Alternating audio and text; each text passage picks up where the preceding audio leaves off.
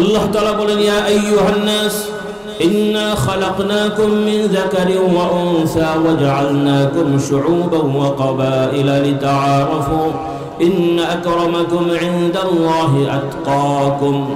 আল্লাহ তাআলা বললেন, হে মানুষেরা, আমি তোমাদেরকে এক পুরুষ এবং নারী থেকে সৃষ্টি করেছি, তথা আদম এবং হাওয়া। এই দুইজন থেকে আমি তোমাদেরকে সৃষ্টি করে বিভিন্ন জাতি গোষ্ঠীতে আমি বিভক্ত করে দিয়েছি, তোমাদেরকে বিভিন্নভাবে বিন্যাস করে দিয়েছি। কেন করলাম? যাতে করে তোমরা একে অপরকে চিনতে পারো, বুঝতে পারো, জানতে পারো, পরিচয় দিতে পারো এবং এইভাবে সমাজটাকে তোমরা সাজাতে পারো।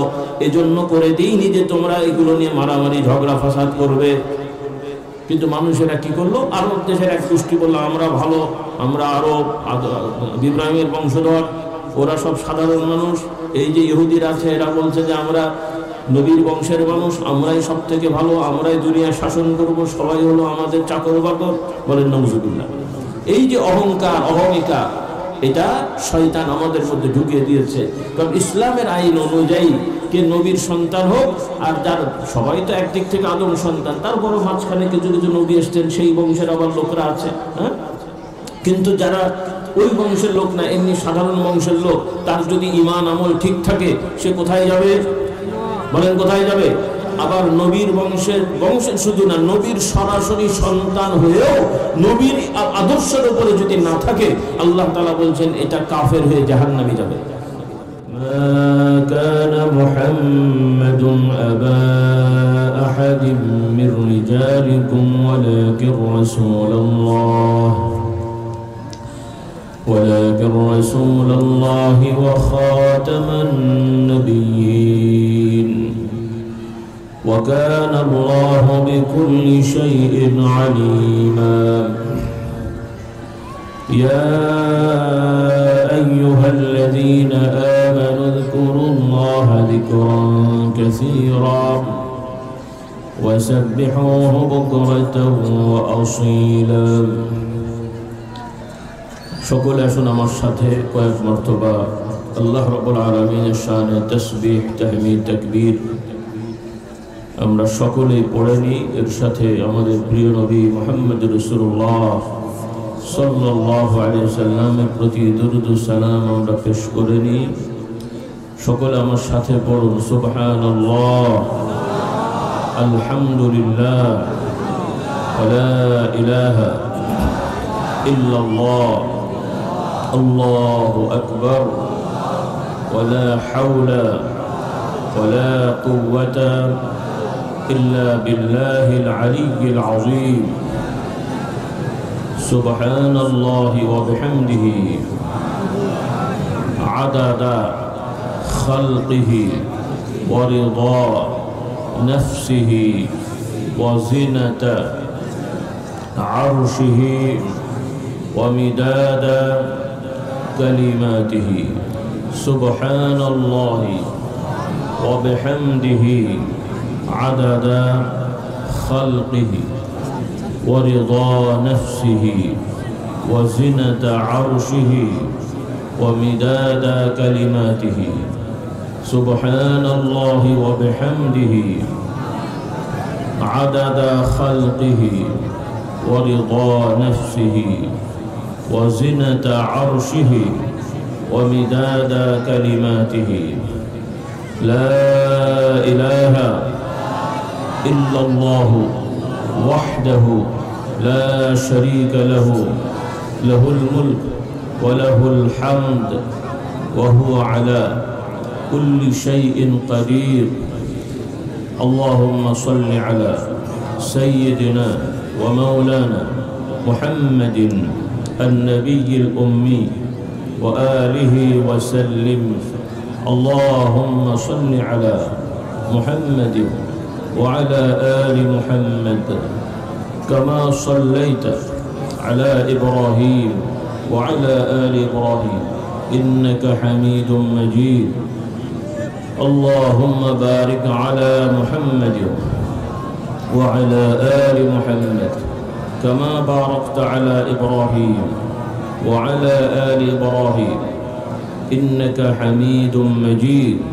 صلى الله عليه وعلى آله وأصحابه وبارك وسلم الحمد لله আমরা খুব সংক্ষেপে পড়েছি যেগুলো আমরা পড়েছি আমার সকল ভাই এবং বোনদের প্রতি আহ্বান থাকবে আপনারা সকালে ফজরের পরে এরপরে আসরের পরে মাগরিবের পরে যখন সুযোগ হয় নিজেরা সুযোগ করে নিয়ে কিছুবার এগুলো পড়বেন ইনশাআল্লাহ আল্লাহ তাআলা সকলকে তৌফিক দান করুন তো মাশাআল্লাহ আপনাদের আশপাশে অনেক ওয়াজ মাহফিল হয় বেশ কয়েক বছর পরে এখানে ওয়াজ মাহফিল হচ্ছে যদিও আমি এখানে নতুন আশপাশের কয়েক জায়গায় মাঝে মাঝে আমরা আসি বা আরেকটি জায়গা ওখানে প্রায় আসা প্রতি বছরই অনেক বছর ধরে আমি আসি আজকে যারা আছেন কেউ কেউ সেখানে যান হয়তো তো মাশাআল্লাহ ভালো লাগছে যে আজকের এই মাহফিলে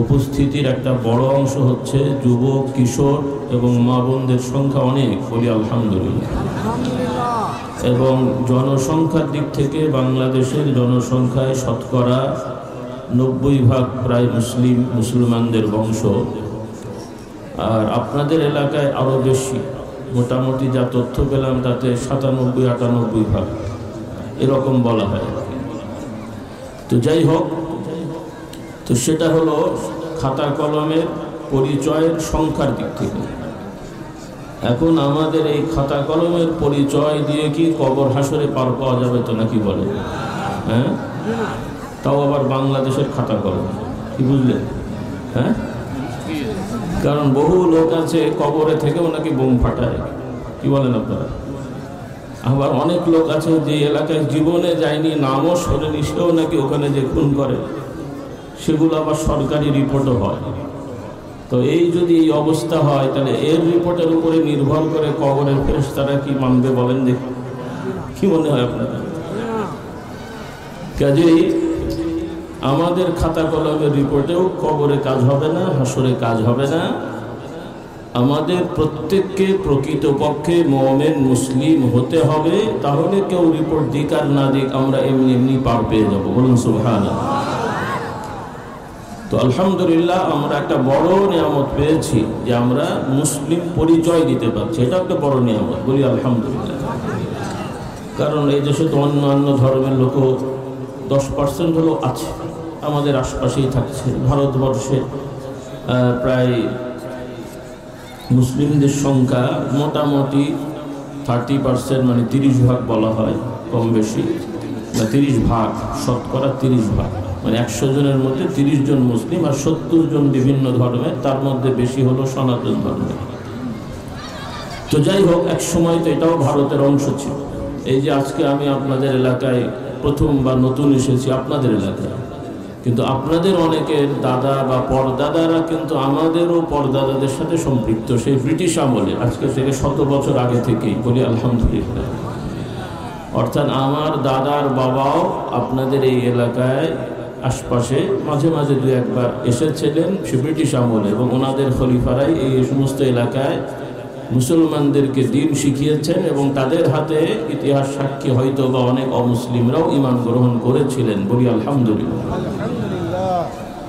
তো আফসোস হলো একদিকে যেমন বংশীয়ভাবে আমরা মুমিন মুসলমান আর একদিকে যেমন কিছু অমুসলিম ভাইরাও ইসলাম গ্রহণ করে মুমিন মুসলিম নতুন হচ্ছেন অন্যদিকে আবার মুসলমানের সন্তানেরা এমন এমন কথা কাজ করে যে এগুলোর উপরে যদি তার অন্তর হয় তাহলে তারা আদৌ মুসলমান থাকবে না বরং অমুসলিমদের দলভুক্ত হবে বলুন নাউজুবিল্লাহ এখন আমরা কি সিদ্ধান্ত নেব যে আমরা মুসলমানের বংশে থেকে আবার মরার সময় কি কাফের হব কি কেউ হবেন এই বিষয়টাই আগে ভাবতে হবে এই জন্য আসুন আল্লাহ তাআলা বড় নিয়ামত দিয়েছেন আমরা মুসলিম পরিচয় দিতে পারছি এখন একটু খাঁটি মুসলমান হওয়ার চেষ্টা করি বলি আলহামদুলিল্লাহ ইসলাম খুব কঠিন কাজ না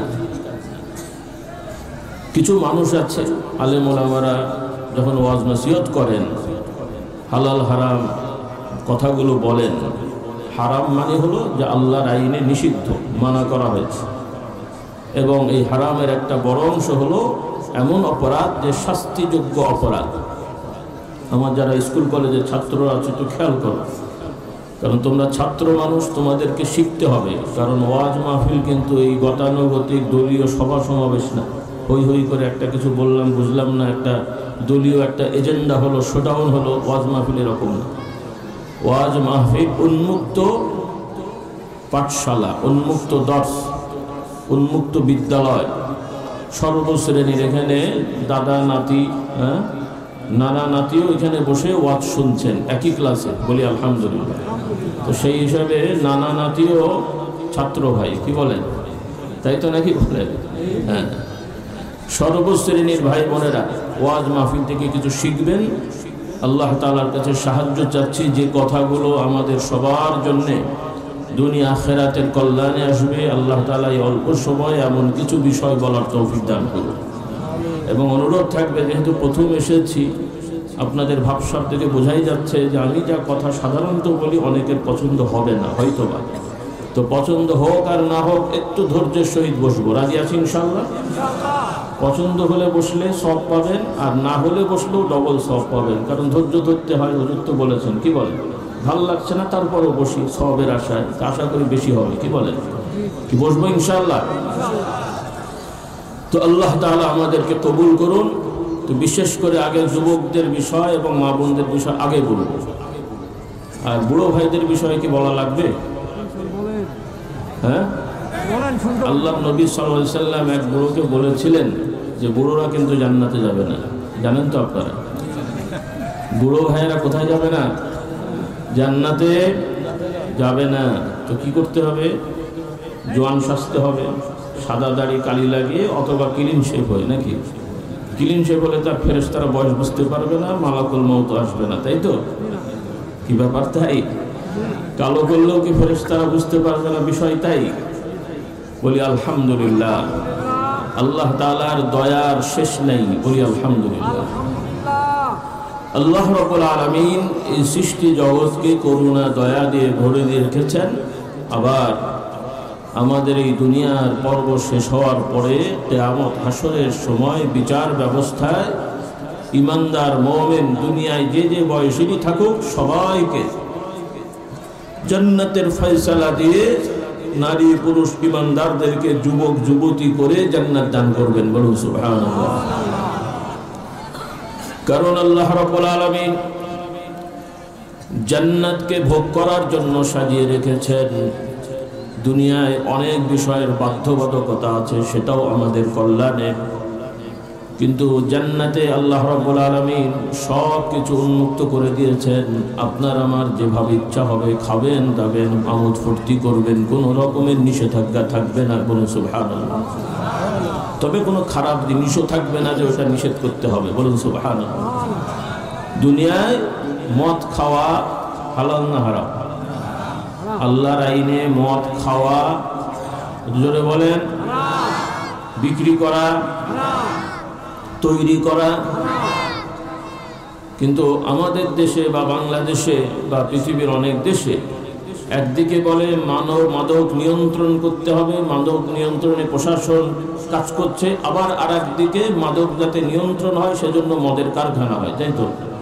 মদের কারখানা হলে তো নিয়ন্ত্রণ হবে না, কি বলে?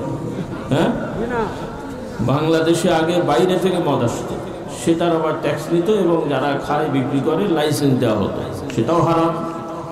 এরপরে আপনারা আপনাদের চাহিদা অনুযায়ী, জনগণের চাহিদা অনুযায়ী বেকার সমস্যা দূরীকরণে নওজুবিল্লাহ এদেশে আবার মুসলমান, শতকরা 90% মুসলমান, সে দেশে মদের কারখানা হয়ে গেল।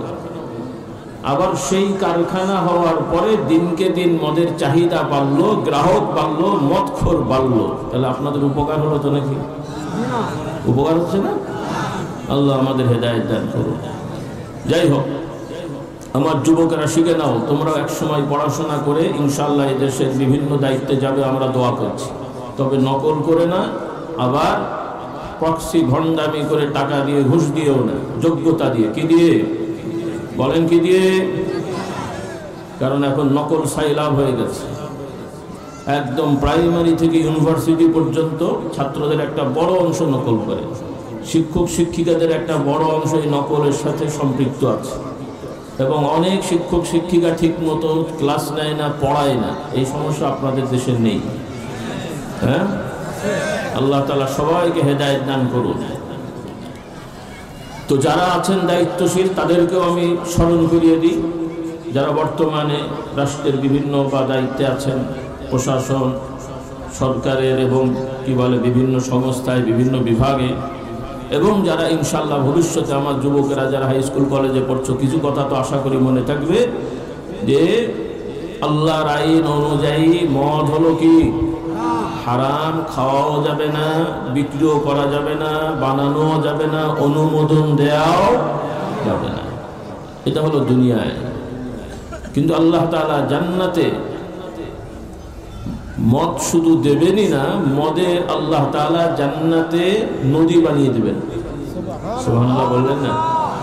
সবাই জানা। তবে হ্যাঁ, এই মদ নামে মদ, দুনিয়ায় যেটাকে বলা হয়, কিন্তু দুনিয়ার মদের মতন ক্ষতিকর, খারাপ না। বলুন সুবহানাল্লাহ। দুনিয়ার মদ যে খায় অভ্যাস হয়, বারবার তাকে খেতে মন চায়, কিন্তু খেলে উপকারের থেকে ক্ষতি বেশি। কিছু উপকার থাকলেও ক্ষতি কি? লাভের থেকে লোকসান বেশি হলে সেই ব্যবসা ভালো করা যায়? তাহলে কিছু উপকার হয়, সেজন্য কিছু লোক খায়, আর সরকারের পক্ষে ওগুলো দেখে বলে যে কেউ যদি চায় ব্যক্তিগতভাবে খাবে। বলুন নাউজুবিল্লাহ।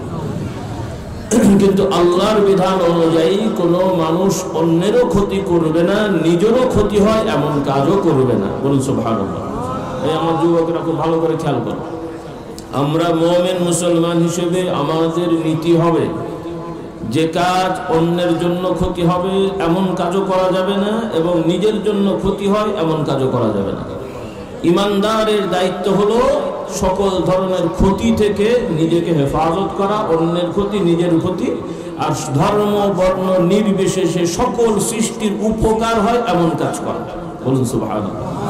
এই নীতিটা মনে রাখবেন, মনে থাকবে ইনশাআল্লাহ। এখানে ইনশাআল্লাহ বললেও তারপরে দলাদলির জন্য যখন ঝগড়া হয় রাস্তায় মিছিল করবেন, অমুকের কল্লা খুলে নেবো আমরা। আল্লাহ আপনাদের কল্লা খুলতে পাঠিয়েছে নাকি? অমুকের চামড়া খুলে নেবো আমরা, বলে না? আপনার দেশে বলে না মনে হয়? হ্যাঁ, আল্লাহ এদেরকে হেদায়েত দান করে। এই ধরনের মিছিল মিটিং করা এটা কোনো সভ্য মানুষের কাজ? ইমানদার তো অনেক পরের কথা। কোনো স্বাভাবিক অন্য ধর্মের একটা সভ্য মানুষও এই কাজ করা শোভা পায় না। কিন্তু আপনারা মুসলমান নামধারী, আবার দু চারটা দাড়িওয়ালা টুপিওয়ালাও দেখা যায় মাঝে মাঝে। তো কি ইসলাম শিখলো রে বাবা? কল্লা খোলা, চামড়া ছেঁড়া, এগুলো কি মানুষের কাজ? কিন্তু বাঘ ভাল্লো তো শিয়ালের কাজ রে বাবা। হ্যাঁ, মুমিনের কাজটা কি? আল্লাহ রাব্বুল আলামিন বলেন, কুনতুম খায়রা উম্মাতিন উখরিজাত লিন-নাসি তা'মুরুনা বিল মা'রুফি ওয়া তানহাউনা 'আনিল মুনকারি ওয়া তু'মিনুনা বিল্লাহ।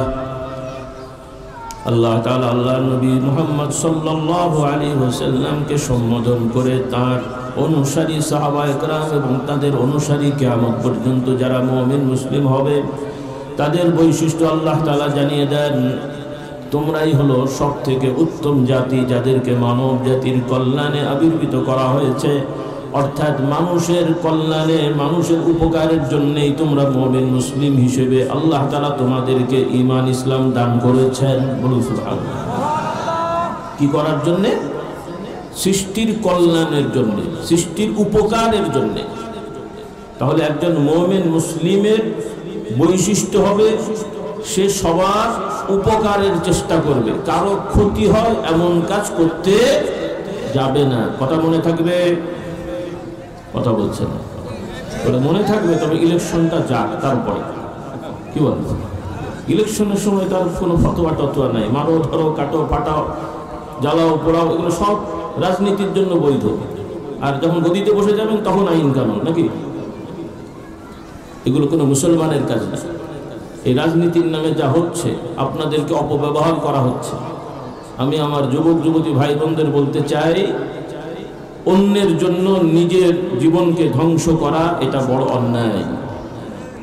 নিজে আপনার জীবনের মূল্য আছে। আপনি মদখোর, জুয়াখোর, লম্পট, এদের সেবা করার জন্য আল্লাহ আপনাকে দুনিয়ায় পাঠায়নি। এদেরকে জিন্দাবাদ বলে চোর ডাকাতদেরকে কি বলে আপনার তাদের চরিত্র জলের মতন পবিত্র স্লোগান দেওয়ার জন্য আল্লাহ আপনাকে দুনিয়ায় পাঠায়নি। আল্লাহ তাআলা আপনাকে আমাকে দুনিয়ায় পাঠিয়েছেন, দুনিয়ায় সৃষ্টি করে পাঠিয়েছেন। আপনি আমি আল্লাহ তাআলার ইবাদত বন্দেগী করে আল্লাহ তাআলার সন্তুষ্টি অর্জন করার চেষ্টা করব। আল্লাহ তাআলা দয়া করে দুনিয়াটাও শান্তিময় করে দেবেন, কিয়ামতে জান্নাত দান করবেন। বলুন সুবহানাল্লাহ। আর সেই বিধানের একটা বিধান হলো, সমাজে শান্তি সৃষ্টি প্রতিষ্ঠা করতে হলে সমাজের দায়িত্বশীল ভালো মানুষদেরকে দায়িত্ব দিতে হবে, সৎযোগ্য মানুষদেরকে দায়িত্ব বসানোর চেষ্টা করতে হবে। এটা ইসলামের একটা আইন। বলুন সুবহানাল্লাহ। আপনাদের দেশে মাশাআল্লাহ ইমাম সাহেবুল খতিব আলোচনা করছিলেন, আমাদের দিয়ে আমি উদাহরণ দিই। আপনারা খুব আবেগ নিয়ে ভক্তি ভরে আপনারা ওয়াজ শুনতে আসলেন। তো এখন মনে করেন আমাকে দেখলেন, কথা শুনলেন, আপনারা দেখলেন হুজুরের ছেলে আলেম মানুষ, হুজুর খুশি হলেন। এখন পরবর্তীতে মাহফিল টাবিল হয়ে গেল, আমি যদি একা একা বসে বা নিরিবিলি আমি ঘরে বসে সিগারেট বিড়ি খাই, আপনারা কেউ দেখে ফেলেন, খুশি হবেন তো নাকি? কি সমস্যা আপনাদের? হ্যাঁ, আমি বিড়ি খেলে আপনার অসুবিধাটা কি? আচ্ছা আমারটা বাদ দেন। আপনাদের এলাকার কোনো ইমাম সাহেব মাশাআল্লাহ অনেক বড় দাড়ি, চেহারাটাও সুন্দর, নুরানি চেহারা, পাগড়ি পরে, জব্বা গায়ে দেয়, তেলাওয়াত খুব শুনতে ভালো লাগে, আলোচনাও একদম খুব সুন্দর করে। কিন্তু দেখা গেল যে একা একা তিনি নিরিবিলি হলে মাঝে মাঝে একটু বিড়ি সিগারেট খায়। জানতে পেরেছেন আপনারা কমিটির লোক অথবা এলাকার কিছু যুবকেরা যারা মসজিদে যায় না, কিন্তু দেখে ফেলেছে হুজুর বিড়ি খায়। আচ্ছা এই ইমামের কি দশা হবে বলেন তো? ইমামকে রাখা হবে তো? কি সমস্যা? আপনারা খান না অনেকেই, তাহলে আপনারাও খান, ইমামও খায়, তো সমস্যাটা কি? হ্যাঁ, তাহলে আপনারা বলবেন আমরা খাই, ইমাম মানুষ খাবে কেন? কথাটা তো তাই না, ভাবসাব এরকম না। তার মানে ইমামরা ফেরেশতা হবে, জান্নাতি হবে, আপনাদের কি জান্নাত লাগবে না নাকি? তাহলে রেজাল্টটা হলো আপনাদের যুক্তি অনুযায়ী যে আমরা খাই, ইমাম খাবে কেন, তার মানে ইমাম মুরগি গরু খাবে, আপনারা শুয়োর কুকুর খাবেন। কি বলে? যদি ইমামের বিড়ি খেলে সমস্যা, আপনাদের না খেলে সমস্যা না হয়, তাহলে ধরে নিতে হবে ইমাম সাহেব মুরগি গরু খাবে আর আপনারা শুয়োর কুত্তা খাবেন। কথা বলে না? খাবেন, কিন্তু রেজাল্ট তো তাই দাঁড়াচ্ছে। সাধারণত আপনারা মুসলমানরা শুয়োর কুত্তা খান না, কিন্তু আল্লাহ তাআলা যেমন শুয়োর কুত্তা হারাম করেছেন, ওইভাবে সুদ ঘুষ অন্যের সম্পদ আত্মসাৎ করে খাওয়াকেও হারাম করেছেন। তো আপনি শুয়োর খেলেন না সুদ খেলেন, তো কি ভালো করলেন? কি ভালোটা হলো কি? হ্যাঁ, আল্লাহ আমাদের হেদায়েত দান করুন। আজকে থেকে মাথার মধ্যে গেঁথে নেন, আপনারা শুয়োর খান না, আলহামদুলিল্লাহ, এটা ভালো যে আল্লাহ হারাম করেছেন, আমরা খাই না।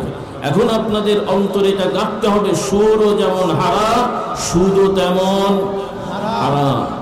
শুয়োরও যেমন হারাম, ঘুষও তেমন হারাম। শুয়োর ঘুষও যেমন হারাম, তার থেকেও বেশি হারাম অন্যের সম্পত্তি, জমি জায়গা হোক বা টাকা পয়সা হোক, আত্মসাৎ করা। এইভাবে অন্যের সম্পত্তি অন্যায়ভাবে আত্মসাৎ করে ভোগ দখল করা শুয়োর কুত্তা থেকেও বড় হারাম।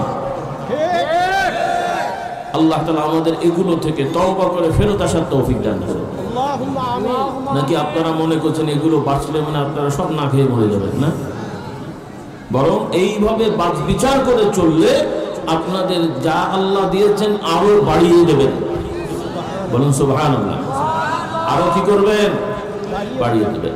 এখন প্রশ্ন হলো, বিড়িখোর ইমাম সাহেব আপনি রাখবেন না, বা যে ইমাম সাহেব এমনি দেখতে শুনতে ভালো, পরে শোনা গেল যে উনি মারামারিতে যে আরেকজনের মাথা ফাটিয়ে ঠ্যাং ভেঙে দিয়েছে, এরকম ইমাম রাখবেন? তাহলে এই রকম ইমাম যদি না রাখেন, তাহলে সমাজেরও যারা দায়িত্বশীল, যারা মারামারি করতে বলে, আরেকজনের মাথা ফাটায়, জমি দখল করে, ঘুষ খায়, তারপরে সরকারি টাকা আত্মসাৎ করে, এই ধরনের দায়িত্বশীলও রাখা যাবে না। সমাজে শান্তি প্রতিষ্ঠা করতে হলে ইমাম যেমন ভালো লাগবে, ওর থেকেও বেশি ভালো লাগবে দায়িত্বশীল। সেই মেহনত আপনাদের করা, এটা ইমানি দায়িত্ব। রাজি আছি ইনশাআল্লাহ? আল্লাহ তাআলা আমাদের সবাইকে এই মেহনত করার তৌফিক দান করুন। তবে এর মধ্যে আবার আমি কথা বলে দিই, কারণ মানুষ তো আবার নিজেরা ব্যাখ্যা করে। আমরা কিন্তু আপনাদের দেশের বা কোনো দেশেরই কোনো রাজনৈতিক দলের সাথে আমরা নেই। কোনো রাজনৈতিক দলের দালালও নই, কারোর সাথে আমাদের শত্রুতাও নেই। বলবেন তাহলে কেমন করে হবে? গতানুগতিক রাজনীতির নামে যা চলছে ইসলামের রাষ্ট্র ব্যবস্থা এটা না। ইসলামের রাষ্ট্র ব্যবস্থা আছে, রাজনীতি আছে। সেটার নীতি হলো প্রত্যেক এলাকার সব মানুষ সব কাজ করতে পারে না। প্রত্যেক এলাকার সবাই যদি ভালো হয়, বুঝদার হয়, ভালো। তা না হলে ওই এলাকার গণ্যমান্য বুঝদার মানুষেরা একত্রিত হয়ে মিটিং করে ভালো যোগ্য মানুষদেরকে বিভিন্ন পর্যায়ের দায়িত্বের প্রস্তাব দেবে এবং সেইভাবে তাদেরকে দায়িত্ব দেওয়া হবে। যারা যোগ্য সৎ হবেন, দায়িত্ব দেওয়া হলে যতদিন তারা আমানত ঠিক রাখবেন ততদিন তারা দায়িত্ব পালন করবেন। এটা হলো ইসলামী রাষ্ট্র ব্যবস্থা। বলুন সুবহানাল্লাহ। আর যদি এটা না হয় তাহলে সাধারণ মানুষ সকালবেলা আমি যে 10 টাকা দিলে আমার পক্ষে কথা বলবে, আর একজন দিলে 20 টাকা দিলে তার বিকেলবেলা তার পক্ষে কথা বলবে, আর একজন 50 টাকা দিলে রাতের বেলা তার পক্ষে কথা বলবে। কি বুঝলেন ব্যাপারটা? এরকম না। এইরকম যদি হয় তাহলে একজন জ্ঞানী গুণী 3 জন যা বলবে, 10 জন খারাপ লোক বা কি বলে অবুঝ লোক তারা ভোট দেবে। 3 জন ভালো লোক ভোট দিলে একজনকে, 10 জন খারাপ লোক ভোট দিল আর একজনকে। কে জিতবে? বলা বলে না। আপনাদের এই ব্যবস্থাপনায় জিতবে কে? তাহলে খারাপ লোক দিয়ে আপনি ভালো আশা করতে পারেন? খারাপ লোক দিয়ে ভালো আশা করা যায়? তাহলে এই কমন সেন্সটা আপনাদের থাকতে হবে। আমি বলছি না বা রাতারাতি আমাদের কথা এটা হবেও না, কিন্তু আপনাদেরকে শিখতে হবে, ভবিষ্যতে এটা কাজে লাগাতে হবে। রাজি আছেন ইনশাআল্লাহ? আপনারাও গরু খান, অন্য ধর্মের যারা আছে খ্রিস্টান ইহুদি এরাও গরু খায়। যদিও সনাতন ধর্মের হিন্দু ভাইরা খান না, তারা বলেন যে গরু নাকি তাদের মা। তো গরু মা, আচ্ছা ঠিক আছে, ওনাদের মা হচ্ছে গরু, তাহলে কি বলে মোষ হচ্ছে খালা নাকি বলে? তাই তো। ছাগল কি বোন ভাই নাকি? আচ্ছা সেটা তাদের ব্যাপার, তাদের যদি মা হতে হয় হতো, নাউযুবিল্লাহ। তো যাই হোক, তো তারা অবশ্য গরু না খেলেও ছাগল খায়। তো অমুসলিমরাও ছাগল খায়, আপনারা আমরাও ছাগল খাই। দুই খাওয়া কি সমান? তারা কেমন করে খায়? তারা বলি দেয়, কতল করে, এক কোপে বা যেভাবে কাটে। এরপরে আধুনিক অনেক আছে শট দেয় বা পিস্তল দিয়ে মারে। আবার অন্যান্য কিছু কিছু এলাকায়, থাইল্যান্ড মেলে ওই সমস্ত এলাকায় এক এক অঞ্চলে এক এক রকম পিটিয়ে মেরে ফেলে। বলুন নাউযুবিল্লাহ। এরপরে খায়। আর আমরা কিভাবে খাই? আল্লাহ তাআলা আমাদের জন্য বিধান দিয়েছেন, পশু বিসমিল্লাহ বলে আল্লাহর নামে জবাই করে খেতে হয়। কি করে? জবাইয়ের একটা নিয়ম আছে। আর যেইভাবে জবাইয়ের নিয়ম আল্লাহর নবী শিক্ষা দিয়েছেন, ওভাবে জবাই করলে ওই পশুটা সাময়িক একটু কষ্ট পেলেও তাকে নির্যাতন করা হয় না। কারণ ওইভাবে জবাইয়ের ছুরি ধরলে তার একটা পর্যায়ে সেন্স চলে যায়, কাজে এরপরে আর সে কি হলো তার কোনো কষ্ট হয় না। বলুন সুবহানাল্লাহ। যেমন আপনাদের আল্লাহ না করুক কারো অপারেশন হলে আপনারা জানবেন পেট কাটা হয়েছে বা বিভিন্ন জায়গায় অপারেশন হয়েছে, আগে একটু অবশ করে নেয় না? তো অবশ করার সময় একটু সুই দিলে লাগে, তারপরে বোঝা যায় কি হয়। তাহলে ওই পশুরও নির্ধারিত জায়গায় জবাইয়ের একটা জায়গা আছে, যেখানে সেখান দিয়ে তো কাটা যায় না। উপর দিয়ে কাটে নাকি গলার কাছ দিয়ে? মানুষ জবাই করতে বলি না। আবার বলেন না হুজুর জবাই শেখাচ্ছে নাকি? মানুষ জবাই শেখাচ্ছে না। এখন তো মিডিয়ার যুগ, অর্ধেক কথা শুনে বলবে এই হুজুর জবাই করা শিখিয়েছে। কি বলছেন? হ্যাঁ, কথাগুলো একটু বোঝার চেষ্টা করে। তো আমরাও খাই, অমুসলিমও খায়। আমাদের খাওয়া তাদের খাওয়া একরকম না। আমরা বিসমিল্লাহ বলে আল্লাহর নামে জবাই করি, তারা অনেক পশু খায় না। আবার কিছু লোক আছে সব খায়, কিন্তু আমরা সব পশুও, কুকুর বিড়াল খাই, শুয়োর খাই, কিন্তু অন্য ধর্মের লোকেরা খায়। তাহলে বোঝা গেল তাদের খাওয়া আর আমাদের খাওয়া এক নয়। তাদের বিয়ে শাদী আছে, আমাদের বিয়ে শাদী আছে এক। কথাগুলো মনে থাকবে ইনশাআল্লাহ। এরপরে আমরা মুমিন মুসলমান, আমাদের সম্পত্তি বন্টনের আইন আল্লাহ তাআলা আমাদের শিখিয়ে দিয়েছেন। কেউ মারা গেলে তার ছেলে মেয়ে বউ সবাই নিয়মতান্ত্রিকভাবে সম্পত্তি পাবে, কিন্তু অন্যান্য ধর্মগুলোতে সেখানে শুধু ছেলেরা পায়, মেয়েদের কেউ পায় না। জানেন কি আপনারা? অন্যান্য ধর্মে মেয়েরা কোনো সম্পত্তি পায় না, কিন্তু আল্লাহর আইনে মেয়েরাও সম্পত্তি পায় না? পায়, তবে আপনারা দেন না। কি বলেন? সবাই ঠিক মতো দেন?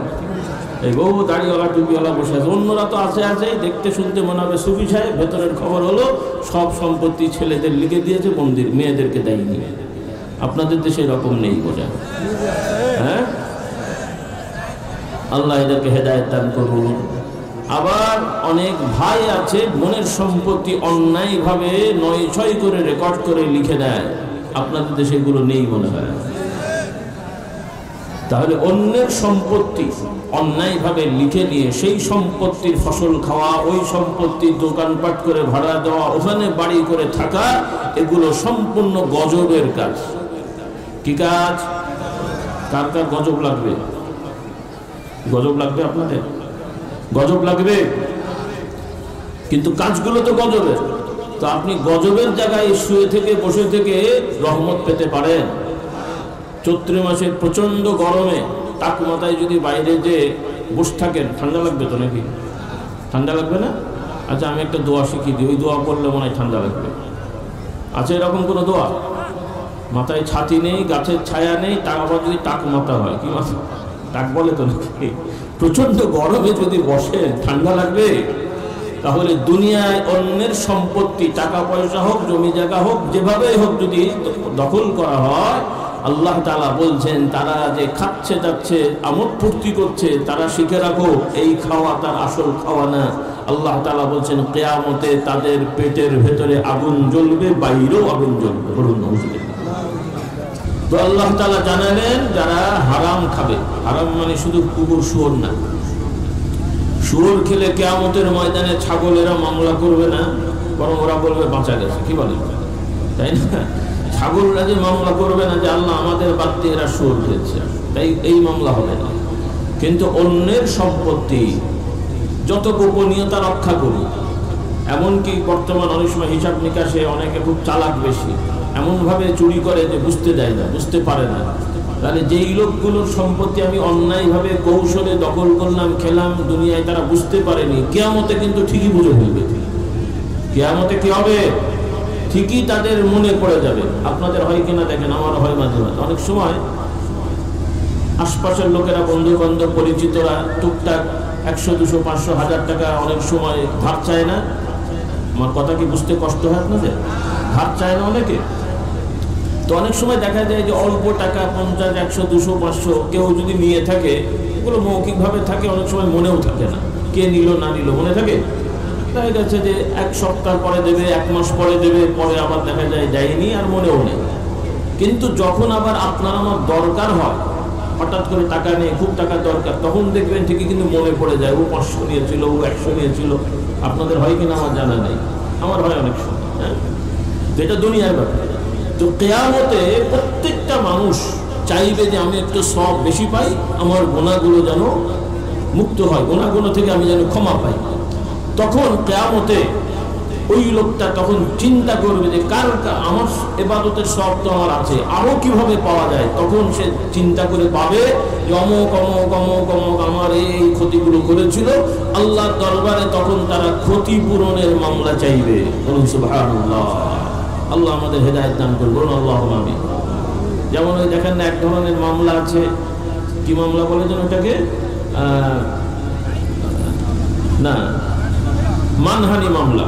হ্যাঁ, অনেক সময় কেউ যদি কাউকে গালাগালি করে বা মিথ্যা কিছু রিপোর্ট দেয়, যারা সচেতন আইন বোঝে এরা মামলা করে দেয় যে আমি যা করিনি বলিনি, এমন কথা বললো, আমার মান সম্মান নষ্ট হলো, কাজেই 10 লাখ টাকার মানহানি, যে আমার এই মান যেন সোজা হয়, এই জন্য 10 লাখ টাকা দিতে হবে। কয় লাখ টাকা? 1 কোটি টাকা। এটা নিয়ম আছে, আইন আছে, কিন্তু যদি প্রমাণ করা যায় ও দিতে বাধ্য হয়, আইন আছে। তো কিয়ামতের ময়দানে আল্লাহ রাব্বুল আলামিন বিচার ব্যবস্থা প্রতিষ্ঠা করবেন। বলুন সুবহানাল্লাহ। আল্লাহ রাব্বুল আলামিন জানেন কিয়ামতে আল্লাহ তাআলা বিচারের ব্যবস্থা করবেন। আল্লাহ তাআলা ইরশাদ করেন, ওয়া নাদাউল মাওয়াজিনাল কিসতা লিয়াউমিল কিয়ামাহ। কিয়ামতের দিনে আমি ইনসাফ আদালতের মাপযন্ত্র প্রতিষ্ঠা করব। আল্লাহ তাআলা বলেন, ফালা তুযলামু নাফসুন শাইআ, কারো প্রতি অবিচার করা হবে না।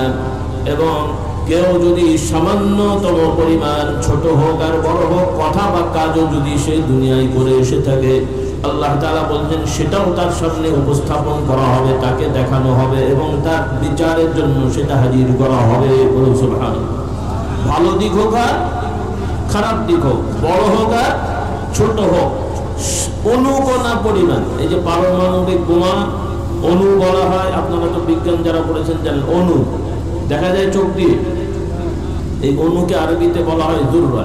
ফামান ইয়ামাল মিসকালা যাররাতিন, সূরা আছে না যাররা, মানে একদম সূক্ষ্ম সূক্ষ্ম পুঙ্খানুপুঙ্খানু ভাবে আপনি আমি যে যেখানে যাই বলেছি, কেউ শুনুক আর না শুনুক, কে শোনেন? কেউ জানুক আর না জানুক, কে জানেন? পুরুষ হন আর নারী হন, সবার রিপোর্ট আল্লাহ তাআলার কাছে আছে না নাই? বলি আলহামদুলিল্লাহ। তার ঈমানদারদের জন্য সুসংবাদ যে আল্লাহ তাআলার দরবারে দুনিয়ার বিচারে অনেক সময় ন্যায় বিচার পাওয়া যায় না, হয় না এরকম? কিন্তু আল্লাহ তাআলার দরবারে ন্যায় বিচার থেকে কেউ বঞ্চিত হবে না, সবাই ন্যায় বিচার পাবে। দুনিয়ার দুর্বল যারা অনেক সময় দেখা যায় তার পক্ষে সব নিয়ম কানুন আইন বা হক অনুযায়ী তার, কিন্তু দুর্বল হওয়ার কারণে আদালতে তারপরে থানায় যে অনেক সময় তার অধিকারটা সে পায় না, এমনটা হয় না? হয় না? কিন্তু কিয়ামতের ময়দানে এই দুর্বলেরাই শক্তিশালী হয়ে যাবে, কারণ ওখানে বিচার করবেন একমাত্র আল্লাহ। বলুন সুবহানাল্লাহ। রাজত্ব এখনো আল্লাহ, তবে আল্লাহ তাআলা কিছু বিষয় একটু ছেড়ে দিয়ে রেখেছেন, তার মানে একদম ছাড় দেন না। এই বিগত 16-17 বছরে কিছু লোকেরা মনে করছিল যে কি ছিনু আর কি হনু, এখন কি হলেন বোঝা গেছে তো, কথা বলে না ও। আবার এখন কিন্তু আবার ঠিক ঠিক করলেও কিছু লোকের আবার ওই কি ছিনু আর কি হনুর পথে যাচ্ছে, তোমাদেরও কিন্তু দশা হবে। কাজে কি ছিনু আর কি হনু বলে আগেও কেউ টিকতে পারে নাই, ভবিষ্যতেও কেউ টিকতে পারবে না। আমরা যখন ফেরাউন নমরুদের ওয়াজ নসিহত করতাম, এরা একটু ক্রিটিসাইজ করতো যে হুজুর হয়তো বানিয়ে বানিয়ে বলে, আদৌ হয়েছে কিনা। এখন তো বোঝা গেল আল্লাহ ধরে, আল্লাহদের ধরেন, বোঝা গেছে তো। ফেরাউনের গল্প সত্য বোঝা গেছে, নমরুদের গল্প সত্য বোঝা গেছে। এখন নব্য আবার কেউ ফেরাউন নমরুদ হতে যেও না বাবা, দুনিয়াও যাবে আখিরাতও যাবে। ভালো হয়ে যাও, তুমিও শান্তি পাবে, মানুষও শান্তি পাবে। হ্যাঁ, আল্লাহ তাআলা আমাদের ভালো হওয়ার তৌফিক দেন। এই যুবকরা ঝগড়া করে বলে না, এই ভালো হয়ে যাস, ভালো হতে কি জানো, ভালো হতে কি পরিচালনা না। সবাই আসুন আমরা ভালো হয়ে যাই, নাকি না খেয়ে মরে যাবে। আবার বানিয়েছে দেখেন, একদিকে এই কথাটা ভালো, আরেকটা কথা সমাজে আছে, বলে ভালো নাকি ভাত নাই। আপনার দেশে বলে, হ্যাঁ কথাটা কি ঠিক হলো? কথা বোঝেননি, মানে কথায় রাগ করে হয়তো বলে আর কি যে ভালো। আচ্ছা, এই কথাটা যদি ঠিক আপনারা বলেন, তাহলে ছোট বাচ্চারা এই কথা শুনলে সে কি ভালো হতে চাইবে না বদমাইশ হতে চাইবে? সে যদি চিন্তা করে ভালো হলে ভাত পাওয়া যাবে না, তাহলে চোর ডাকাতের পোলাও খেতে হবে, নাকি বলে? ব্যাপারটা তো তাই মনে হয়। আল্লাহু আকবার। কাজেই আমরা বিশ্বাস করব এবং এটা বাস্তব যে আমরা ভালো হয়ে থাকলে আল্লাহ তাআলা এমন জায়গা থেকে আমাদেরকে নিয়ামত দেবেন, রিজিক দেবেন, যেটা আমরা কখনো কল্পনাও করি না। বলুন সুবহানাল্লাহ। আচ্ছা, উদাহরণ দেবো, শুনবেন? সৌদি আরব নাম শুনেছেন না? কি সৌদি আরব নাম শুনেছেন তো? একটা রাষ্ট্র, মক্কা শরীফ মদিনা শরীফ যেখানে অবস্থিত, এই রাষ্ট্রটা আপনার দেশে মাশাআল্লাহ, বাংলাদেশ, ভারত, এই সমস্ত অঞ্চলে যেখানে সেখানে একটু দানা টানা চারা ফেলে দিলেই গাছ হয়ে যায়, ফল হয়ে যায়, মাশাআল্লাহ, বলি আলহামদুলিল্লাহ। আরব দেশে কিন্তু বাবা এই রকম যেখানে সেখানে গাছও হয় না, ফলও হয় না, খাবারও হয় না, কিন্তু পৃথিবীর সব থেকে তরু তাজা সুস্বাদু ভালো ভালো খাবার দাবার সৌদি আরবে পাওয়া যায়। বলুন সুবহানাল্লাহ। আপনার পাশের গ্রামের, আপনার এলাকার কলা চাষ হয়, সেই কলা আপনি বাজার থেকে কিনলেও দেখা যায় যে ওর মধ্যে মেডিসিন ঢুকে পড়ে, কিন্তু সৌদি আরবে এই কলা চলে যায়, কোনো মেডিসিন নেই, একদম ফ্রেশ। বলুন সুবহানাল্লাহ। কিভাবে হলো? আল্লাহ তাআলা তাদেরকে তাকওয়ার বিনিময় দান করেছেন। বলেন না সুবহানাল্লাহ। ইব্রাহিম আলাইহিস সালামের নাম শুনেছেন না? আবুল আম্বিয়া বলা হয়, সব নবীদের মানে অনেক নবীদের আব্বা, মানে অনেক নবীদের আদি পিতা। আমাদের সবার বাবা তোকে না না, আমাদের সবার বাবাকে আদম আলাইহিস সালাম। শুধু আমাদের না, মুসলিমদেরও? হ্যাঁ, নাকি আপনারা বলবেন যে শুধু মুসলমানরা আদম সন্তান, অমুসলিমরা কি বাঁদরের বাচ্চা নাকি? না। তাহলে আমাদের বিশ্বাস, আমার যুবকরা, কলেজ ইউনিভার্সিটির ছেলেমেয়েরা, তোমরাও শিখে নাও। কারণ আমাদের দেশে এমনি গতানুগতিক কিছু ইতিহাস, মানুষের ইতিহাস পড়াতে যে বা শেখাতে যে কিছু মত আছে। তার মধ্যে একটা হলো যে মানুষ আগে আদিকালে অসভ্য ছিল, সভ্যতা জানতো না, পরে আস্তে আস্তে সভ্য হয়েছে, এরকম একটা গল্প পড়ানো হয়েছে আগে। আপনারা মনে আছে আপনাদের? এই কথাটা কি ভুল না সঠিক? হ্যাঁ, কেউ বলছে ভুল, কেউ বলছে সঠিক। আচ্ছা, আপনারা বুঝতে পারেননি, আমি বলে দিই, এই কথাটা ভুল। সব মানুষ না। কেন?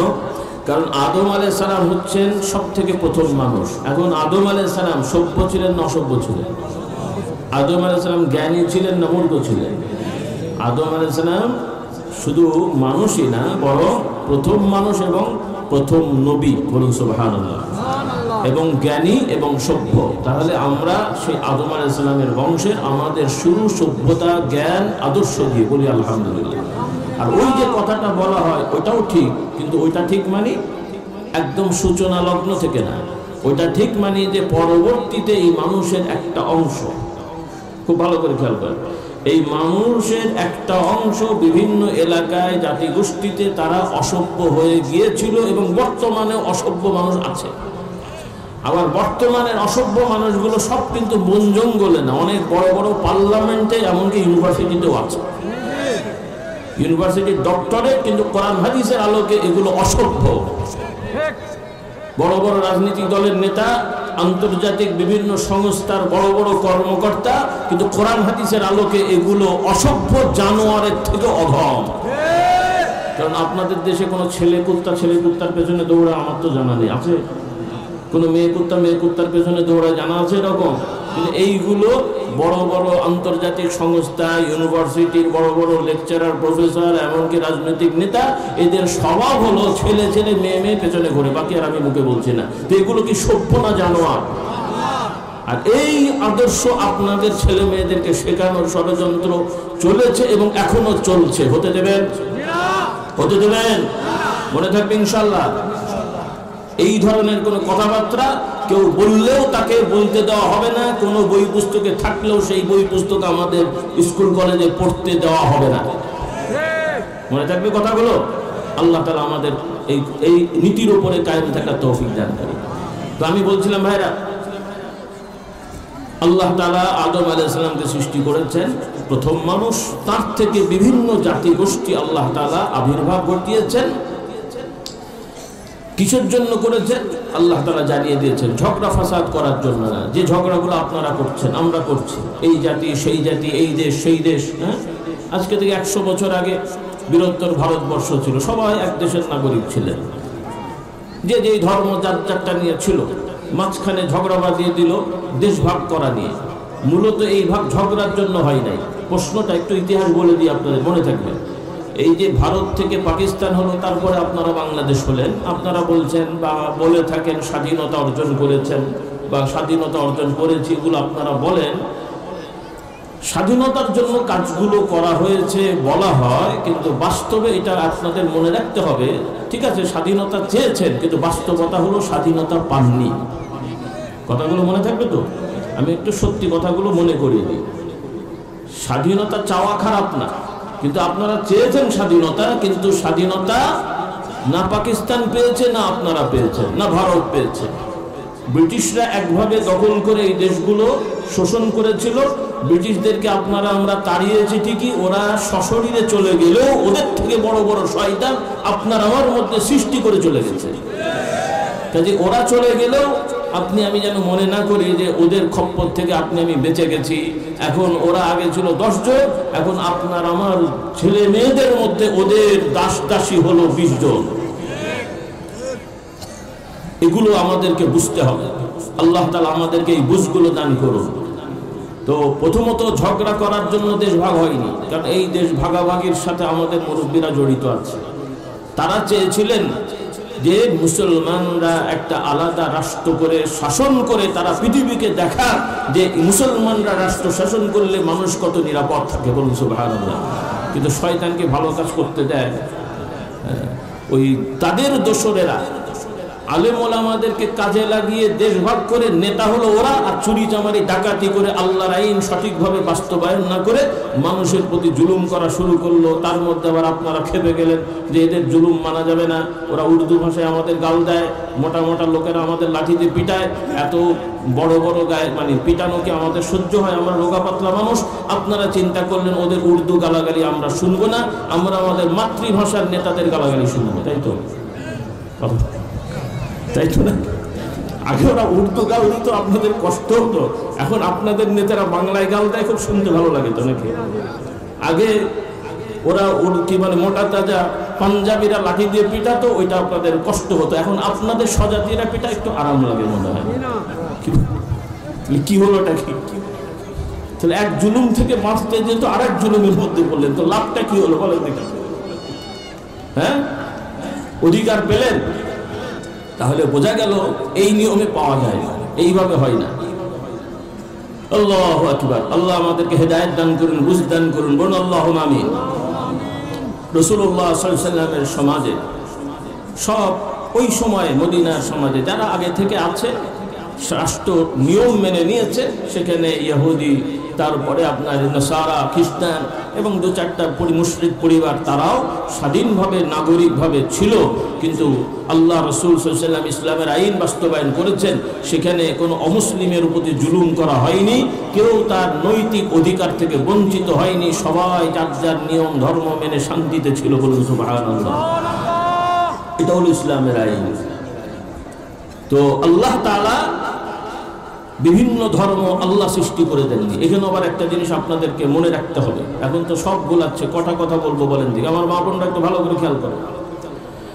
আমরা সবাই এক আদমের সন্তান, বিভিন্ন ভাষা, বিভিন্ন জাতি, আমরা সামাজিকভাবে পরিচয় আমাদের হয়েছে, এটাও আল্লাহ তাআলা করে দিয়েছেন, কিন্তু বিভিন্ন ধর্ম আল্লাহ তাআলা দেননি। বিভিন্ন ধর্ম, একাধিক ধর্ম আল্লাহ দেয় না।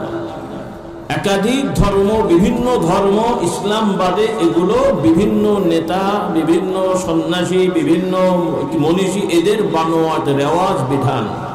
আল্লাহ তাআলার পক্ষ থেকে সেই আদম আলাইহিস সালাম থেকে নিয়ে মুহাম্মদ রাসূলুল্লাহ সাল্লাল্লাহু আলাইহি সাল্লামের পর্যন্ত সকল মানব জাতির জন্য, যে যে জাতি গোষ্ঠী হোক, সবার জন্য দিন ধর্ম একটাই, সেটা হলো আল ইসলাম।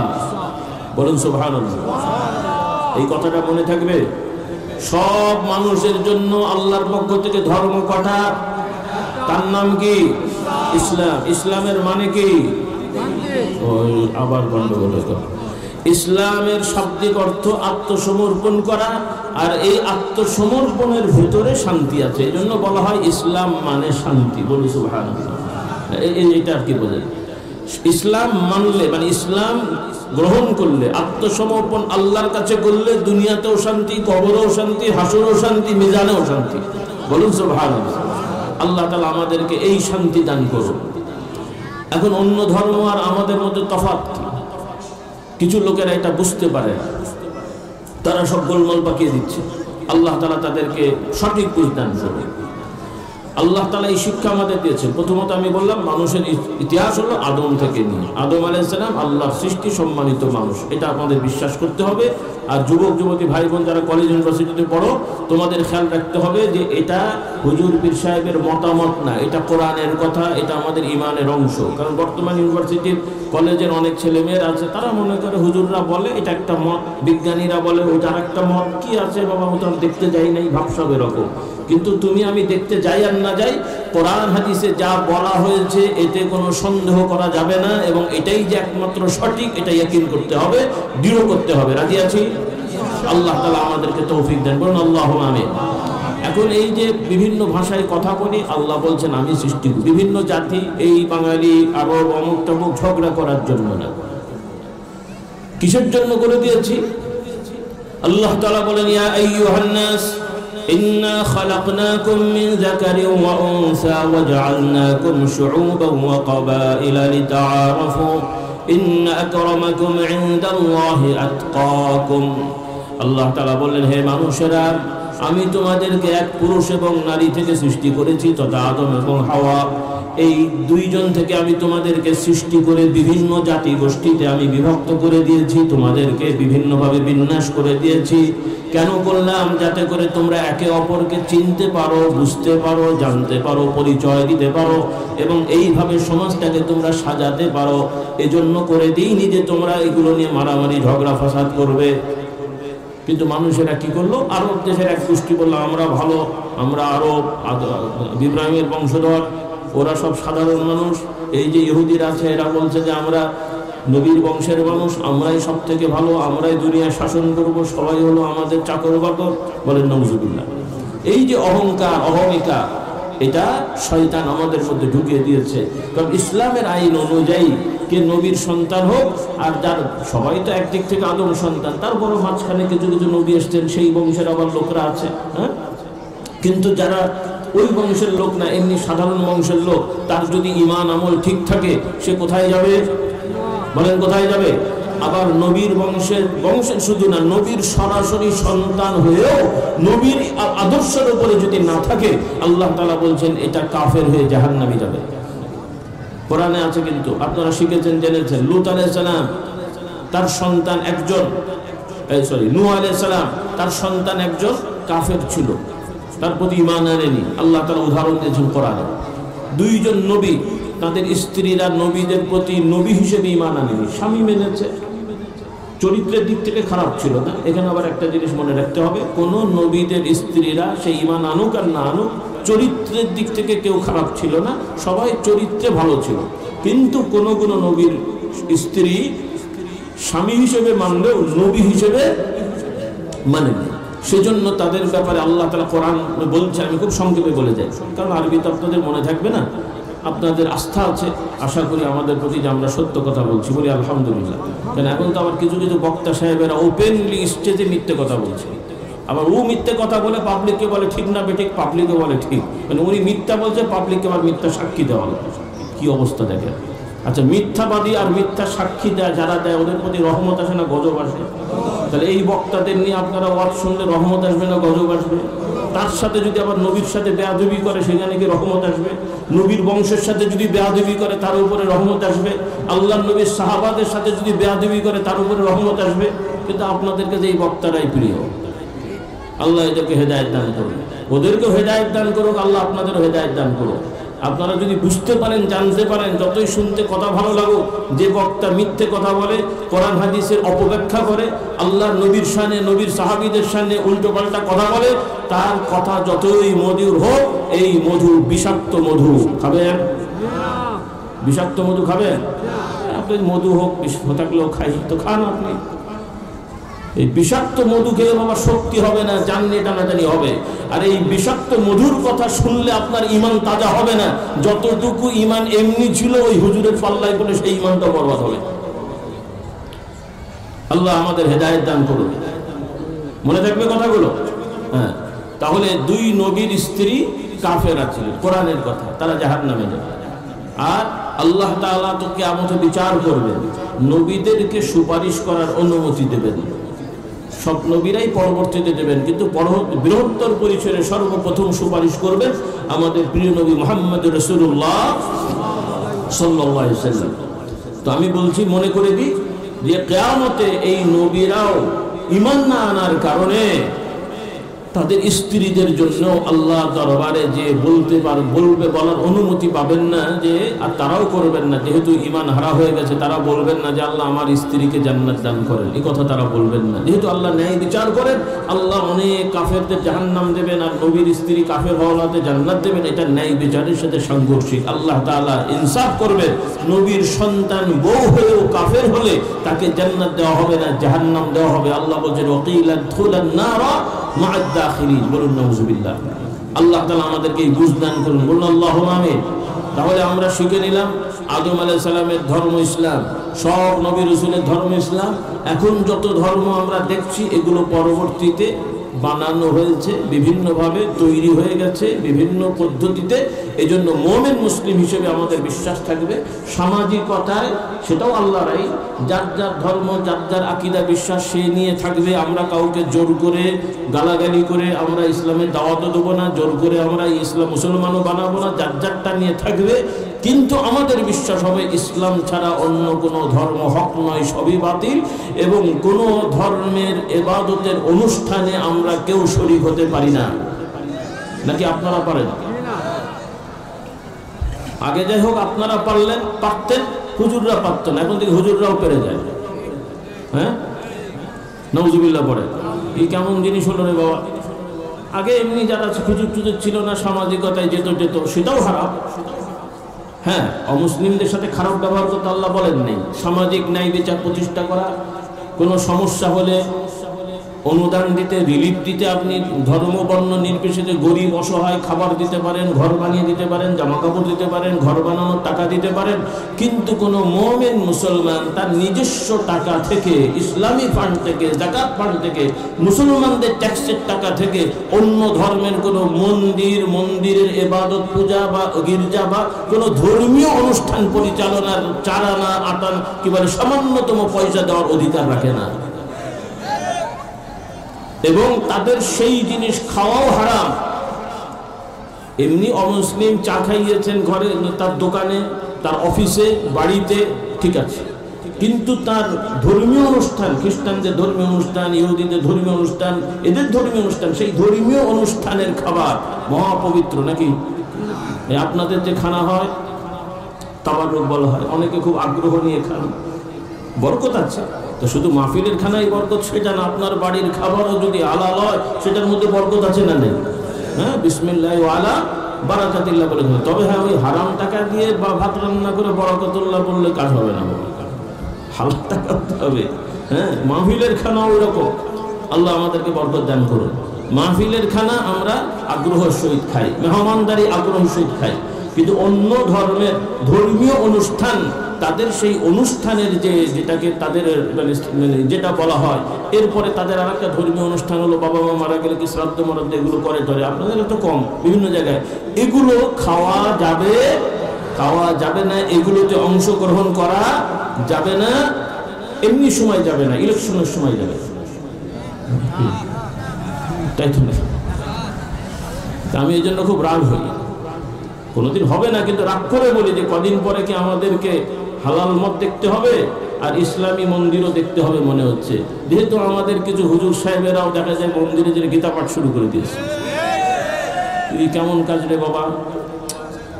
আপনি সহযোগিতার জন্য যান সেটা একটা, জন্য আবার গীতা পাঠ করতে হবে, আবার হাস্য ড্যান্স দেখতে হবে, আবার ফুলের মালা নিতে হবে। তারা তো সম্বর্ধনা করতে চাইবে, আপনি বুঝিয়ে দেন যে স্যার ভাই এটা আপনাদের বিষয়, আপনাদের খোঁজ খবর আমরা নিতে এসেছি, এগুলোতে আমরা থাকতে পারি না। সহজ কথা বলে দেন, প্রতিনিধি পাঠিয়ে দেন। নীতি যদি এখনই গুলিয়ে ফেলেন তাহলে আপনার আস্থা রাখবো কি করে বলেন দেখি? তাহলে কদিন পরে তো আপনি হাফ প্যান্ট করে ঘুরে বেড়াবেন মনে হচ্ছে। রাগ করছেন আমার কথায়? আমরা না বললে কে বলবে রে বাবা? আমি তো কারো বাপের চাকরিও করি না, ভয়ও নাই। কেউ অন্যরা বলতে গেলে বেচারা চিন্তা করে ডান বাম আবার চাকরি থাকে কিনা, আবার কি বিপদে পড়ি। আলহামদুলিল্লাহ ওই চিন্তা আমাদের নাই, বলি আলহামদুলিল্লাহ। আর আলেমদের থাকা উচিত না, হক কথা বলবেন। কে মানলো না মানলো, কে খুশি হলো না খুশি হলো আমাদের ব্যাপার না, আমার আল্লাহ খুশি হলেই যথেষ্ট। আল্লাহকে খুশি করার চিন্তা করেন, আল্লাহ তাআলা আপনাকে আমাকে যাকে চান কান ধরে না চাইতেও গদিতে বসিয়ে দেবেন। আর আল্লাহকে বেজার করে শয়তানকে খুশি করে বাবা গদিতে বসার চিন্তা করলেও হোঁচট খাবেন, বসলেও বাবা পিছলে উল্টে পড়ে যাবেন। কাজে খুশি করতে হবে কাকে? কারণ এগুলোকে হালকা করে দেখবেন না, এগুলোকে হালকা। সাম্প্রদায়িক সম্প্রীতি এক জিনিস, অন্য ধর্মের ইবাদতে শরীক হওয়া আরেক জিনিস। কারণ অন্য ধর্মের ইবাদত মানেই হলো আমার আল্লাহর সাথে বেয়াদবি হয়। আপনার বাপের সাথে বেয়াদবি করলে তার সাথে খুশিতে কথা বলবেন তো নাকি? তো তোমার বাপ তোমাকে জন্মে দিয়েছে, আর তো এতটুকুই, সে কি বানিয়েছে তোমাকে? আর তো বাপ নাই বলতে আমি সাধারণ এক দল যদি করেন, সেই দলের নেতাকে কেউ গালাগালি করলে আপনারা খুশি হন? তাহলে আল্লাহ তাআলার সাথে, কারণ যারা আল্লাহর সাথে শরীকানা করে এটা হলো সব থেকে বড় অপরাধ। জিনা করা অপরাধ, চুরি করা অপরাধ, ডাকাতি করা অপরাধ, এর থেকেও বড় অপরাধ হলো কিছুই না। তার রোগ হয়েছে, সে বলল আল্লাহ, হে বাবা বা মুসলিম বাবা বলেন, বা কোনো একটা মুসলমান আলেম ওলামা পীর সাহেব কবরে শুয়ে আছে, তার কবরে যে বলল, হে আল্লাহর প্রিয় ওলি বান্দা, আমার এই রোগ ভালো করে দেন। এটা চুরি ডাকাতি ব্যভিচারের থেকেও বড় অপরাধ। এই বিশ্বাসে যদি করে যে আল্লাহ তাআলা ওই হুজুরকে রোগ ব্যাধি ভালো করার ক্ষমতা দিয়েছেন, এই বেটার আবু জেহেলের মধ্যে কোনো তফাৎ নেই।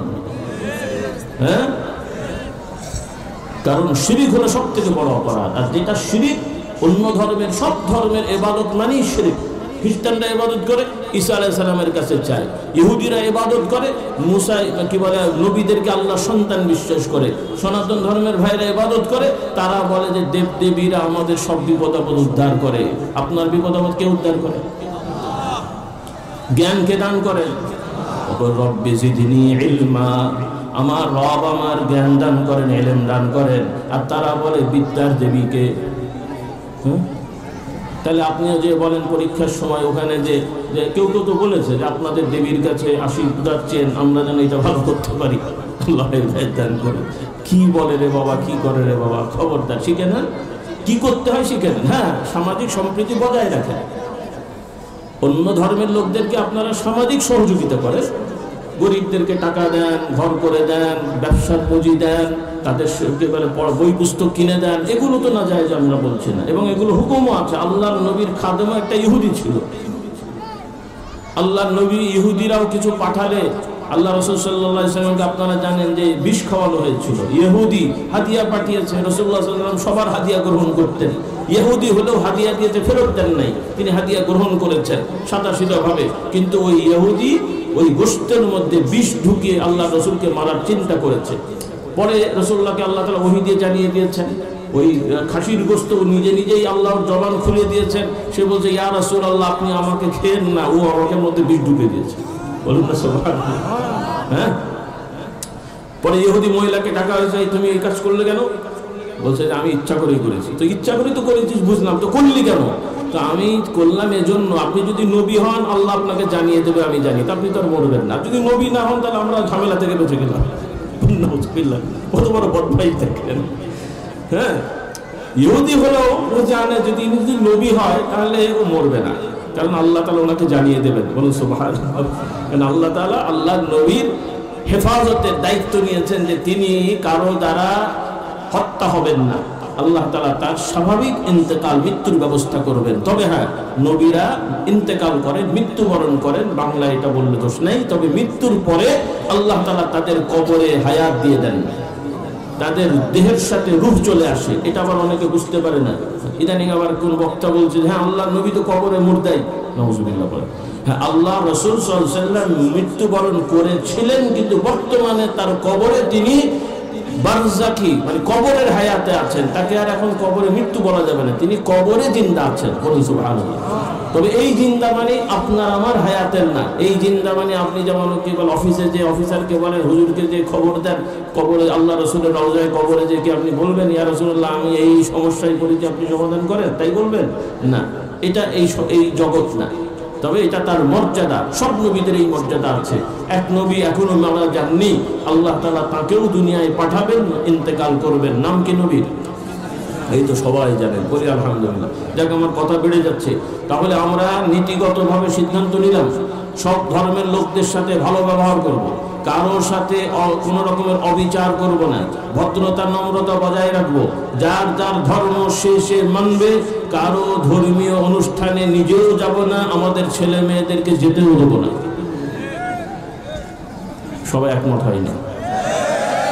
আল্লাহ তাআলা আমাদের এই মতের উপরে থাকার তৌফিক দেন। স্কুল কলেজগুলোতে তাদের পূজার সময় তারা তাদের মতন করবে, আমাদের কোনো মুসলমানের সন্তানরা তাদের ওই অনুষ্ঠানে যোগ হবে না। আপনারা পাঠাবেন না। যদি অনুষ্ঠান আয়োজনও হয়, স্কুল কর্তৃপক্ষ করেন, কারণ অনেক সময় আগে হয়েছে, আমি তথ্য পেয়েছি, তখন তো আমি সফরে থাকি, দেখেছি বিভিন্ন কলেজ ইউনিভার্সিটিতে, কলেজে অন্য ধর্মের পূজার অনুষ্ঠান হচ্ছে, কাজে ওদের তো এমনি সংখ্যা 10-12%, ওই এলাকায় নেই 20-30% হবে, কিন্তু পূজার অনুষ্ঠানের যে লোকগুলো, ছেলেগুলো, তার মধ্যে বেশিরভাগ মুসলমানের সন্তান, ওরাই তো বেশি। তো আমার প্রশ্ন হলো, যে যারা মুমিন মুসলমান, আপনারা কোন চিন্তায় আপনার সন্তানকে বা আপনারা আপনাদের ছেলে মেয়েদেরকে অন্য ধর্মের পূজাতে আপনি যেতে দিলেন? আবার তারা বানিয়েছে নওজুবিল্লাহ যে ধর্ম যার যার, উৎসব সবার। তার মানে আমরা কি তাদেরকে দাওয়াত দেবো? যারা গরুকে মা বলে, কোরবানির সময় গরু জবাই করে, আমরা কি তাদের মাকে খেতে দেবো? বলবো যে ভাই আসেন আপনারা গরু খান, তারা কি এসে খাবে? তো তারা যদি আমার গরু না খায় তাহলে আমি কেন তার শ্রাদ্ধ খেতে যাবো রে বাবা? আর খেলেও কি আমরা দেবো নাকি? কি আপনারা রাগ করছেন আমার কথায়? এই কথাগুলো মনে থাকবে, আপনারা আবার ভুল বোঝেন না, অন্যদের সাথে গন্ডগোল পাকিয়েন না। এই বর্তমানে একটা সিচুয়েশন হচ্ছে, আমাদের কোনো এক ইমাম ভাইকে কে বা কারা নির্যাতন করেছে, বিভিন্নভাবে তথ্য পাওয়া যাচ্ছে। কেউ কেউ বলছেন এর সাথে ইসকন জড়িত। তো ইসকন হোক আর যেই হোক, আমরা তো আর তথ্য ওভাবে পাচ্ছি না। প্রশাসনের কাছে অনুরোধ থাকবে, এগুলোকে হালকা করে দেখবেন না, কারণ সাধারণ মানুষ তারা ফুঁসে উঠলে তাদেরকে কন্ট্রোল করা কঠিন হবে, তখন আপনারা ভিন্ন ভিন্ন কথা বলবেন। কাজে এই সব জায়গায় শিথিলতা দেখানো যাবে না। প্রশাসনের ভাইদের প্রতি আহ্বান থাকবে, মাশাআল্লাহ বাংলাদেশের গোয়েন্দা বাহিনী অনেক শক্তিশালী, এদের সঠিক তথ্য নেন, রিপোর্ট নেন, যারাই জড়িত হোক, যদি ইসকন জড়িত থাকে তাদের ব্যাপারে কঠোর ব্যবস্থা নিয়ে তাদেরকে ব্যান করার ব্যবস্থা নিতে হবে, নাকি বলেন? আর যদি ইসকন না হয়ে অন্য কেউ হোক, যেই হোক, মোট কথা যারা এই সাম্প্রদায়িক সম্প্রীতি নষ্ট করার, এগুলো তার এমনি এমনি হচ্ছে না, এগুলো চক্রান্ত করে হচ্ছে যেন আমরা মারামারি করি। এজন্য অমুসলিম ভাইরাও এতে সহযোগিতা করবেন, কারণ এটা আপনাদের জন্য একটা হুমকি, আপনাদের জন্য কি একটা হুমকি, আপনাদেরকে বিপদে ফেলার পাই তারা চলছে। সেজন্য আমরা এই জিনিসগুলো খেয়াল রাখবো। রাজি আছি ইনশাআল্লাহ? কথাগুলো মনে থাকবে। তাহলে আমাদের ধর্মের নাম কি? কারণ আবার ইউটিউবে দেখলাম এডিট করা বলে মনে হয় নাই, সেও আবার কোনো একজন দাড়িওয়ালা টুপিওয়ালা, কোন দলের আর আমি বলছি না, সেও আবার বলছে, ওই তাদেরকে খুশি করার জন্য বলছে ইসলাম কোনো ধর্ম না। বলেন নাউজুবিল্লাহ। আল্লাহ বলছেন ইসলাম একমাত্র ধর্ম, আর ও বেটা বলছে ইসলাম কোনো ধর্ম না। সে আবার বিশিষ্ট পণ্ডিত, আল্লাহ এদেরকে হেদায়েত দান করুন, বলুন আল্লাহুম্মা আমিন। তাহলে এইগুলোর মানেটা কি? এই সমস্ত কথাবার্তার মানেটা কি? কি চান তারা? কি করতে চান? কি বলতে চান? এগুলো কি কৌশল না ভণ্ডামি? কথা বলে না। এগুলো কি কৌশল না ভণ্ডামি? এগুলো কি কৌশল না ধোঁকা? আপনি কৌশল অবলম্বন করে দোষ নাই, কিন্তু ধোঁকা দিয়ে কৌশল বললে তো এটা মানা যাবে না। ভণ্ডামি করে কৌশল বললে তো মানা যাবে না। আল্লাহ তাআলা আমাদেরকে এগুলো বুঝতেন, বলুন আল্লাহুম্মা আমিন। আচ্ছা, তাহলে আমার ভাই বোনেরা, মা বোনরা একটু শোনেন, আল্লাহ তাআলা ইসলামের বিধান দিয়েছেন, সেই ইসলামের বিধান নারী পুরুষ সবার জন্য আছে। যারাই মানবেন শান্তিতে থাকবেন, বলি আলহামদুলিল্লাহ। আপনারা স্লোগান দেন, শুনতে ভালো লাগে, মাহফিলে স্লোগান দেন, মিছিল মিটিংয়ে দেন, কোরআনের আলো ঘরে ঘরে জ্বালো। কথা সুন্দর না খারাপ? দরকার আছে না নেই? কিন্তু যারা স্লোগান দেয় মাঠে ময়দানে, এই যে স্লোগান যারা দিচ্ছে কোরআনের আলো ঘরে ঘরে জ্বালো, সব তো নামাজি, নাকি বলেন? কথা বলছে না। সবাই কি নামাজি? তাহলে কোরআনের আলো জ্বলবে কেমন করে? কোরআনের আলো মানেটা কি? ওয়াজ মাহফিলের টিউবওয়েলের কি বলে, টিউবলাইটের আলো নাকি? কোরআনের আলো হলো কোরআনের হুকুম, নামাজ, রোজা, হজ, যাকাত, পর্দা, প্রশিদা, হালাল হারাম বেঁচে চলা, স্বামীর অধিকার আদায় করা, স্ত্রীর অধিকার আদায় করা, এগুলো হচ্ছে কোরআনের বিধান। এই বিধানগুলো হচ্ছে আলো, জ্যোতি। যে যত আল্লাহর আইন মানবে তার মধ্যে তত নূর, আলো, জ্যোতি আল্লাহ তাআলা দান করবেন। এবং এই ইবাদতের জ্যোতি, আলোগুলো, নূরগুলো কিয়ামতের ময়দানে তার চারিদিকে চমকাতে থাকবে। আল্লাহ তাআলা বলেন, ইয়াউমা লা ইউখজিল্লাহুন নাবিয়্য ওয়াল্লাযীনা আমানু মা'আহু নূরুহুম ইয়াসআ বাইনা আইদিহিম ওয়া বিআইমানিহিম। কিয়ামতের বিচারে আল্লাহ তাআলা জানিয়ে দেন, সেদিন আল্লাহ তাআলা কোন নবী রাসূলদেরকে কষ্ট দেবেন না, অর্থাৎ কোন নবী রাসূল আল্লাহ তাআলার বিচারে ওই আচরণে তারা কষ্ট পাবেন না, ব্যথিত হবেন না। ইয়াউমা লা ইউখজিল্লাহুন নাবিয়্য ওয়াল্লাযীনা আমানু মা'আহু, নবীদেরকে যারা অনুসরণ করে চলেছেন তাদেরকেও তার আল্লাহ তাআলা কষ্ট দেবেন না, তথা আল্লাহ তাআলার সিদ্ধান্তে তারা মনোক্ষুণ্ণ হবেন না, কষ্ট পাবেন না, ব্যথিত হবেন না, বরং আল্লাহ তাআলা তাদেরকে এমন একটা পরিবেশ করে দেবেন যে তাদের চারিদিকে নূর, আলো, জ্যোতি চমকাতে থাকবে। বলুন সুবহানাল্লাহ। এই নূর, আলো, জ্যোতিগুলো হলো আপনার আমার ইবাদত। এই ইবাদতগুলো আপনার আমার সেনাবাহিনী, নিরাপত্তা বাহিনী, বলুন সুবহানাল্লাহ। কবরে আযাব হয়, কবরে কি হয় বলেন? আবার একদল লোক আবার ইসলামিক চিন্তাবিদ নামধারী, আবার তারা একটু ইংরেজি পছন্দ করে। এখন বাংলা আরবি বললে অতটা মানসম্পন্ন হয় না, ইংরেজি বললে একটু প্রভু প্রভু লাগে, কি বলেন? হ্যাঁ, কুত্তাকে ডগ বললে মনে খাসি হয়। ইংরেজি বলেন, দোষ নেই, কিন্তু যেখানে লাগবে না সেখানে বলতে চান কেন?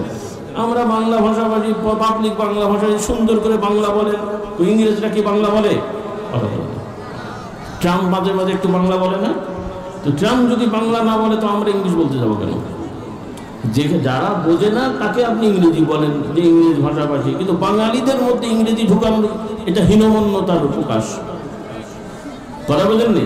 আরব দেশের এক রাজা ছিল সৌদি আরবের, সে কোন রাজার নামটা ভুলে গেছি, যাই হোক, মানে স্পেসিফিক, সম্ভবত আব্দুল্লাহ, সম্ভবত এই এখন যে আছে তার আগেরটা। খুব ভালো, মানে সে ইংরেজি কখনো কথা বলতো না, ইংরেজি বলতো না, কিন্তু মানুষ মনে করতো যে সে ইংরেজি জানে না। কিন্তু পরে শোনা গেল, শোনা কথা আর কি, যে তিনি ওই দোভাষী দেন, অন্য দেশের লোকরা আসলে ইংরেজিতে কথা বলে, সে ইংরেজি বলতেও পারে, বুঝতেও পারে, সে ইংরেজি বোঝে কিন্তু বলে না, দোভাষীকে দিয়ে বলায়। তো তাকে প্রশ্ন করা হয়েছে যে আপনি তো জানেন, বলেন না কেন? ও আরবি বলেন না কেন? ও আর শিখে আরবি বলো, আমি কেন ওর সাথে ইংরেজি বলতে যাবো? মানে তার একটা ভাব আছে আর কি। তো যাই হোক, ইংরেজি শেখা দোষ না, কিন্তু অত ইংরেজি মারানো ভালো না, কি বলেন আপনারা? আল্লাহ এরা ইসলামিক স্কলার নাম দিয়েছেন, স্কলার নাম দিয়ে এরা প্রচার করছে কবরে কোনো শাস্তি মাস্তি নেই, বলেন নাউজুবিল্লাহ। আবার স্বীকার করে, বলে কবরে নেই, তবে হাসরে, মানে কি বলে আপনার জান্নাত জাহান্নাম আছে, এটা বিশ্বাস করে। তো বাবা, ওইটাও যেমন কোরআন হাদিসে আছে, কবরের বর্ণনাও কোরআনে ইশারা আছে, স্পষ্ট না হলেও মানে কোরআন থেকে বোঝা যায় কবরে আযাব আছে, এবং স্পষ্ট হাদিস শরীফে আছে। আমাদেরকে কোরআনের কথাও মানতে হবে, হাদিসের কথাও, বলেন না, কোরআনের কথাও মানতে হবে, হাদিসের কথাও। আপনাদের খুব বেশি কষ্ট হচ্ছে? একটু বলি নাকি দোয়া করে দেবো? একটু বেশি সময় না, আমি আপনাদের আগ্রহের মধ্যে শেষ করবো ইনশাআল্লাহ। কোরআনও মানতে হবে, হাদিসও মানতে হবে। আল্লাহ তাআলা আমাদেরকে কবরের আযাব থেকে মুক্তি দান করুন, হাসরের হিসাব আমাদের জন্য আল্লাহ তাআলা সহজ করে দিন, বলুন আল্লাহুম্মা আমিন।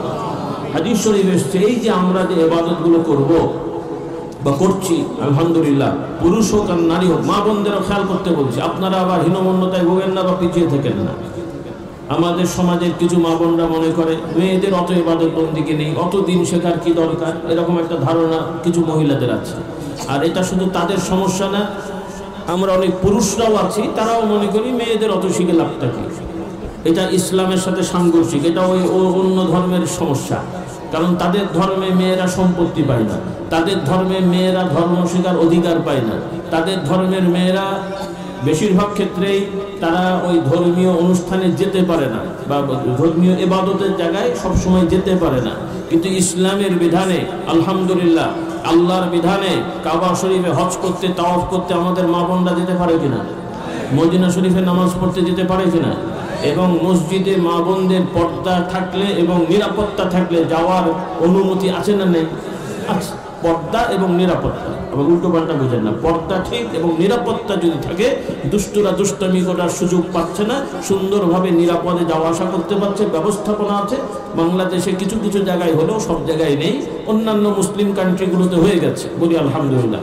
তাদের দেশে, এই যে মালয়েশিয়া, ইন্দোনেশিয়ায় ফজরের সময়ও অনেক মহিলারা মসজিদে যায়, তাদের আলাদা গেট, আলাদা রাস্তা, নিরাপত্তার সহিত যায়, নিরাপত্তার সহিত আসে, কোনো সমস্যা, তাদের বহু আগে থেকে এটা হয়ে আসছে।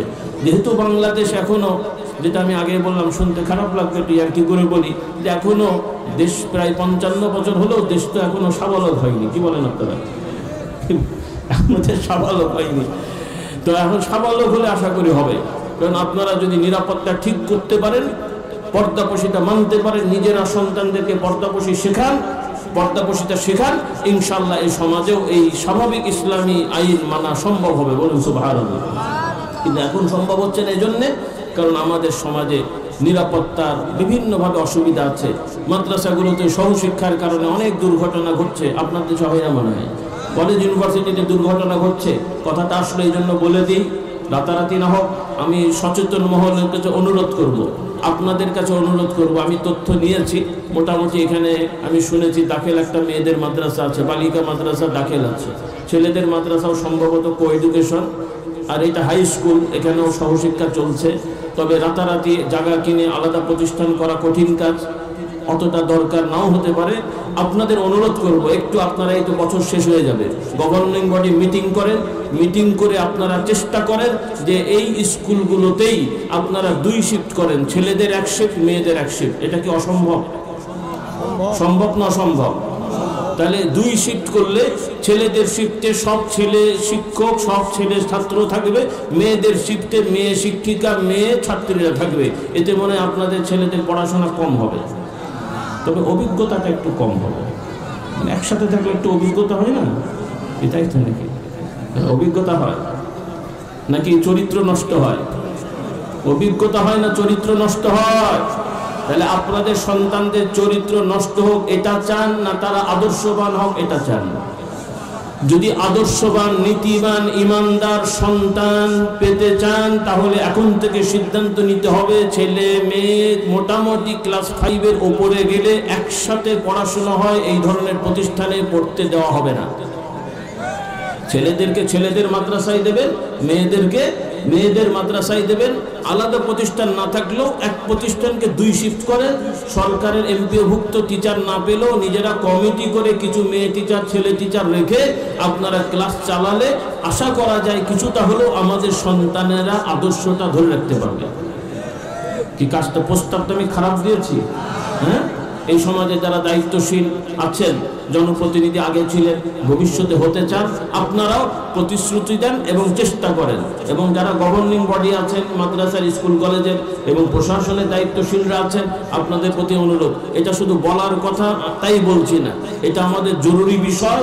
কারণ আপনি আমি যদি একটা আদর্শ সমাজ পেতে চাই, কোরআনের আলো জ্বালানোর আগ্রহ করি বা ইচ্ছা করি সত্যি অন্তর থেকে, মুখের কথাই না, মুখের কথাই যারা বলছে তাদের তো সবকিছু উল্টো পাল্টা হয়ে যাচ্ছে। এখন তো মানে বিশ্বাস করা মুশকিল হচ্ছে যে এই কথাগুলো কি মুখের নাকি অন্তরের। তো অন্তরের কথা হলে আপনার নীতি ঠিক থাকবে, আর মুখের কথা হলে যখন যেমন তখন তেমন, যখন যেমন তো তখন তেমন খেলা হবে। নীতি আদর্শ ঠিক রাখতে হবে। রাজি আছি ইনশাআল্লাহ?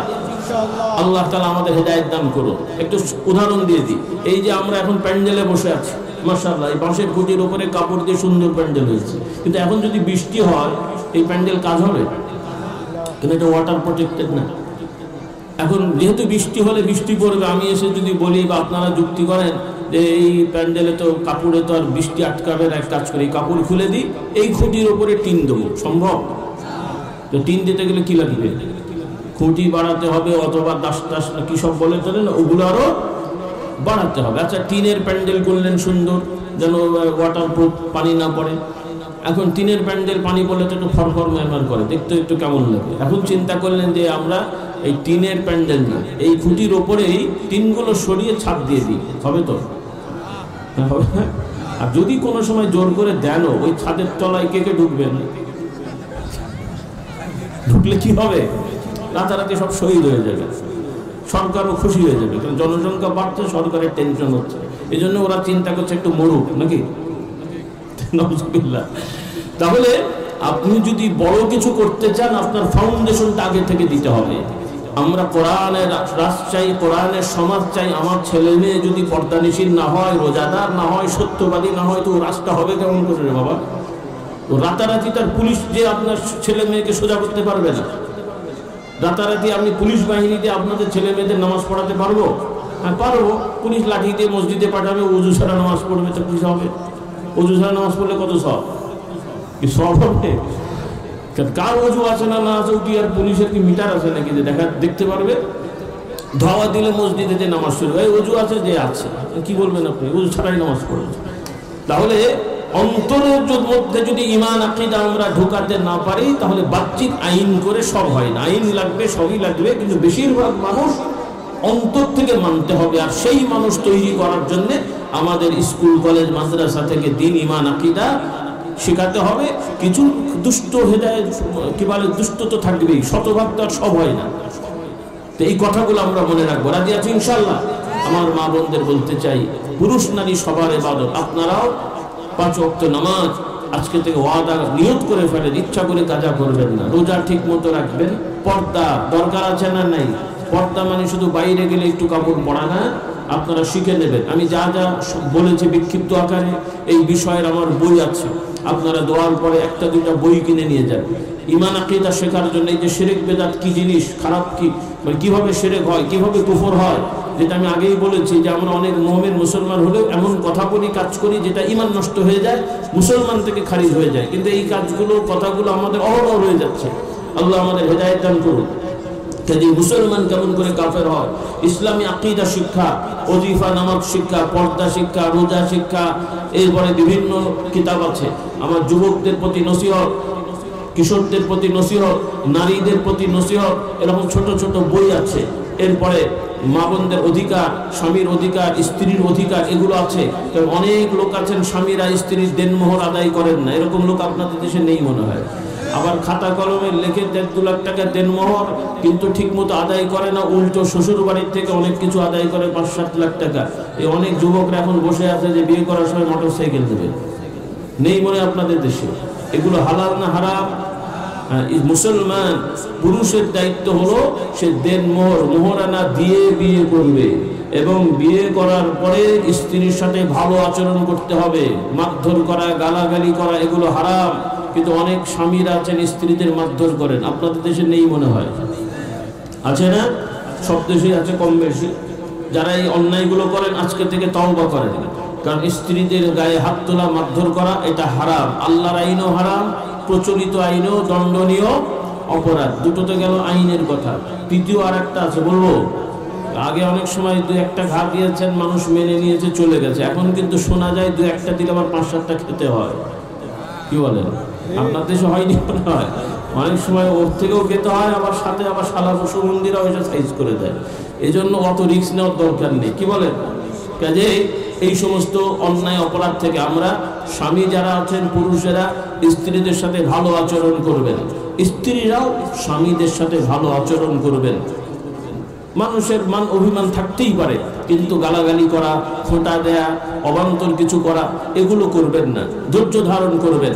যে স্বামী স্ত্রী উভয়কে সম্মান দেবে, শরীয়ত মোতাবেক চলবে, আল্লাহ তাআলার রহমত ওই বাড়ির উপরে থাকবে। আপনি গরীব হতে পারেন, কিন্তু আল্লাহর রহমত নাজিল হবে। বলুন সুবহানাল্লাহ। এই যে আমরা রহমত চাই কিনা? যে আল্লাহর রহমত পেতে হলে আল্লাহর আইনের বাস্তবায়ন লাগবে। আর এটা আমাদের জন্য কষ্টের না, এটা আমাদের স্বভাবের সাথে মিশে আছে।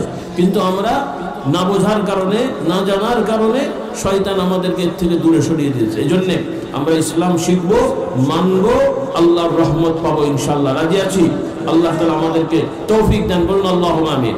আর একটি অনুরোধ পুরুষ নারী সবার জন্যে, জিকির আজকার প্রথমে আমি বলেছি, আবারও বলি, যেগুলো আমরা পড়েছি আরও আছে, কিতাব সংগ্রহ করবেন।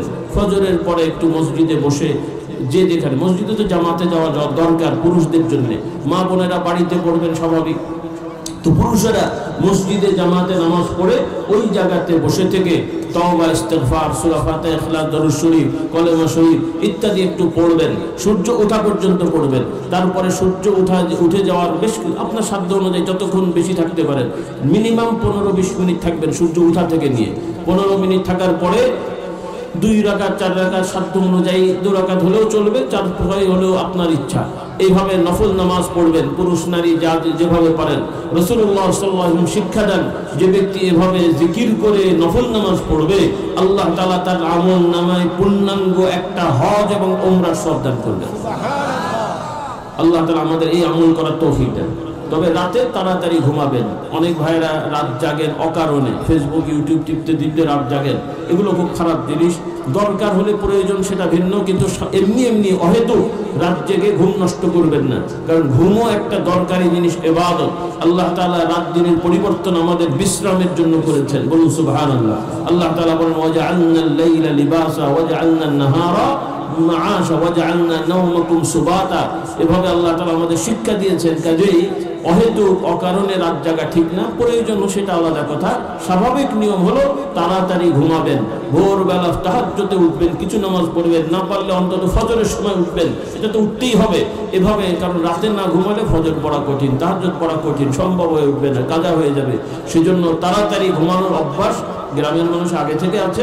তবে ইদানিং এই ফেসবুক ইউটিউবের কারণে আমাদের নতুন প্রজন্ম বা মধ্যম বয়সীদের মধ্যে একটু সমস্যা। আমার আহ্বান থাকবে তাড়াতাড়ি ঘুমাবেন, তাড়াতাড়ি উঠবেন, হালাল খাবার খাবেন, বিড়ি সিগারেট বর্জন করতে হবে।